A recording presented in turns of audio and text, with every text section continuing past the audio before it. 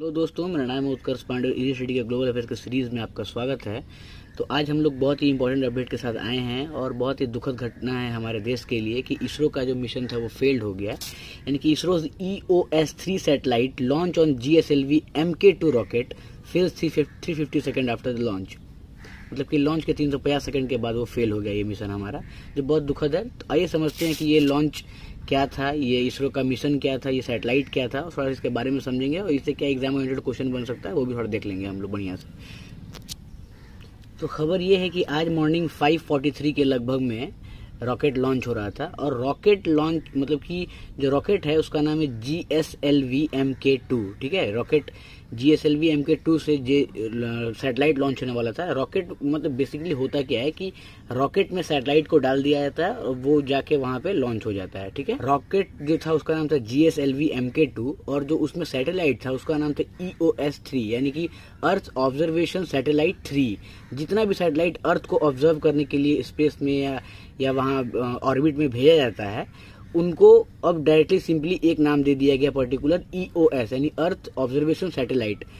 ऐसे करके अब ये अर्थ ऑब्जर्वेशन सैटेलाइट 3 है जो ये भेजा जा रहा था, जिसका नाम GISAT-1 भी है। GISAT-1 भी इसका नाम रखा था, लेकिन अब इसको कॉमनली नाम दे दिया गया है। जो भी अर्थ का ऑब्जर्वेशन के लिए ऊपर ऑर्बिट में भेजा जाएगा सैटेलाइट उसका नाम EOS ही रहेगा, मतलब अर्थ ऑब्जर्वेशन सैटेलाइट ही रहेगा। 1 2 3 करके इसका सीरीज करते रहा जाएगा। समझ पा रहे हैं आप? तो ये थर्ड था। तो आज 5:43 मॉर्निंग में ये लॉन्च जब होने जा रहा था और ये फेल हुआ, तो देखिए समझिए कि ये फेल कैसे हुआ कि ये जो मिसाइल है GSLV MK2 ये फेल कैसे हुआ, इसमें प्रॉब्लम कहाँ पे आई, ये जो मिशन स्टार्ट हो रहा था इसमें प्रॉब्लम कहाँ पे आई और फेल कैसे हुआ ये। तो आपको यहाँ पे स्क्रीन पे 3 रॉकेट दिख रहा होगा। जो बीच वाला रॉकेट है ये है MK2 यानी GSLV MK2 ये वाला। तो इसमें देखिए, इसमें जो नीचे छोटा मोटा सा आपको पार्ट दिख रहा है ये वाला पार्ट सॉलिड इंजन का पार्ट है।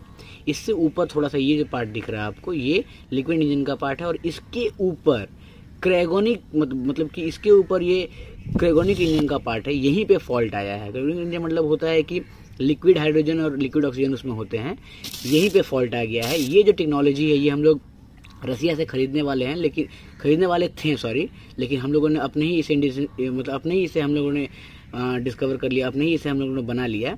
अमेरिका ने रसिया को मना किया था कि हम लोगों को ये फार्मूला ये वाली टेक्नोलॉजी हमें ना दे, लेकिन फिर इसरो ने अपने से डेवलप करके काफ़ी हद तक इसे डेवलप कर चुका है और बहुत बार ये सक्सेसफुल भी रहा है। इस बार थोड़ा जाकर फिर से फेलियर हो गया ये। तो ये जो क्रेगोनिक इंजन था यहाँ पे जाके फेलियर हुआ है, इस बात को समझिए आप बढ़िया से। मतलब कि जो पहला स्टेज था वो हम लोगों ने क्लियर कर लिया था। जो सॉलिड इंजन का पार्ट था वो सक्सेसफुली लॉन्च हो चुका था। सेकंड वाला जो लिक्विड इंजन का पार्ट था वो भी सक्सेसफुली लॉन्च हो चुका था। लेकिन जब थर्ड स्टेज की बारी आई, मतलब कि जब क्रेगोनिक इंजन की बारी आई तो फिर जाके उसमें फेल हो गया। मतलब कि क्रेगोनिक इंजन भी स्टार्ट हो चुका था लेकिन फिर उसमें फॉल्ट आ गया, वो गड़बड़ा गया थोड़ा सा। तो समझ पा रहे हैं कि प्रॉब्लम कहाँ आई है, लॉन्च होने में कहाँ प्रॉब्लम आई है, रॉकेट में किस पार्ट में प्रॉब्लम थी।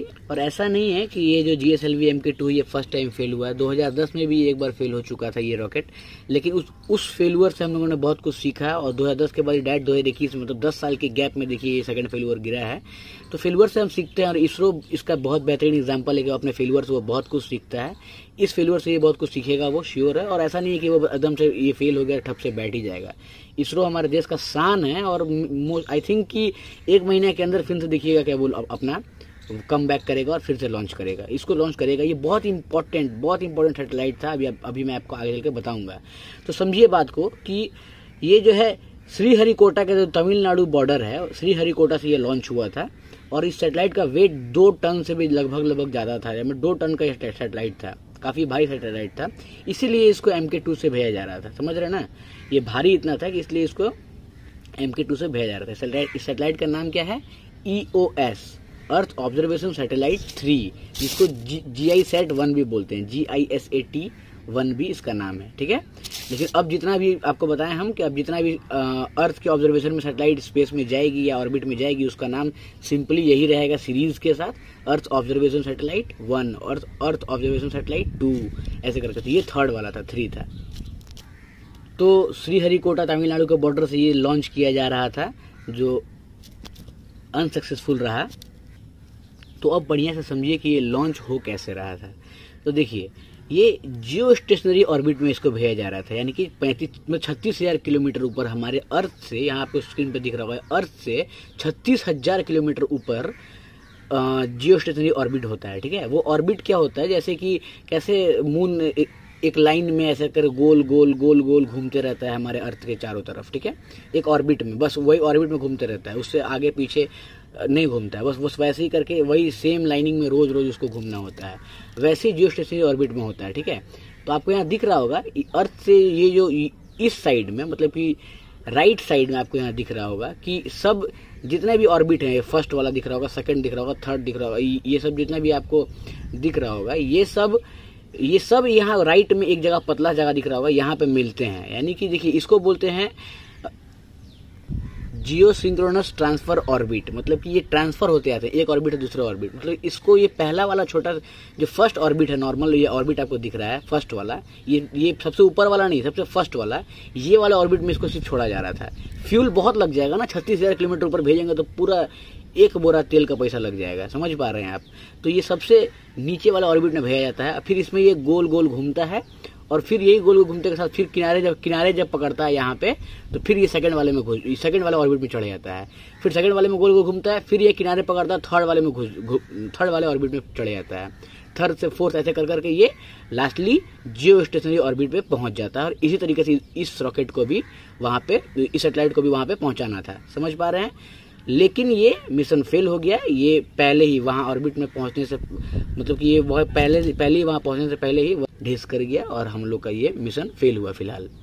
तो अब आप बोलिएगा कि ये इतना ऊपर क्या करने इसको ऑर्बिट में कहीं भेजा था। मेनली सैटेलाइट तो 400-500 किलोमीटर ऊपर हमारे अर्थ से भेज दिया था, वहाँ से सब निगरानी रखता है, और ये EOS सैटेलाइट था, मतलब कि अर्थ का ये ऑब्जर्वेशन करने वाला था। तो अर्थ का ऑब्जर्वेशन अगर करना है नॉर्मली, तो फिर तो 300-400 किलोमीटर ऊपर भेज दीजिए, हो गया। ये इतने ऊपर भेजने का क्या काम था? इतना ऊपर इसलिए भेजा जा रहा था क्योंकि ये सैटेलाइट स्पेशल था, इसको इसलिए इतना ऊपर भेजा जा रहा था क्योंकि इतना 35-36 हज़ार किलोमीटर ऊपर कोई दूसरा देश इस सैटेलाइट को बर्बाद या खराब या डिस्ट्रॉय नहीं कर सकता है। मतलब कि ये डिस्ट्रॉय नहीं हो और परफेक्टली वहाँ से अपना काम करे, और हर तरह का काम के लिए ये सैटेलाइट रेडी था। मतलब कि आप समझ पा रहे हैं कि लैंड मास मॉनिटरिंग करना हो इंडिया का, या पूरा इंडिया का अगल बगल के सारे सब कॉन्टिनेंट का लैंड मास के लिए, ओशिन को मॉनिटरिंग करना हो, डिफेंस सेक्टर में ये काम आ रहा था मॉनिटरिंग के लिए, बॉर्डर मॉनिटरिंग कर रहा था, इंडिया का पूरा बॉर्डर को ये मॉनिटरिंग करता, डिजास्टर मैनेजमेंट से पूरा का पूरा हम लोग को